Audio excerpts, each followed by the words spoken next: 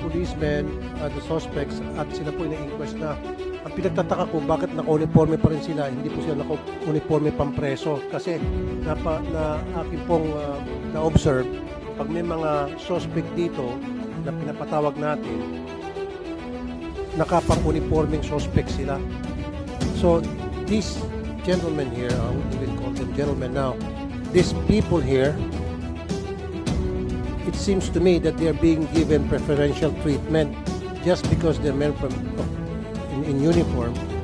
Bibigyan natin sila ng magandang treatment. Dapat ito naka-uniforme pang preso. Kasi last time, mas alala ko sa Coast Guard, may lumubog na barko, yung kapitan ng bangka, yung kapitan ng bangka, naka-uniforme ng pampreso.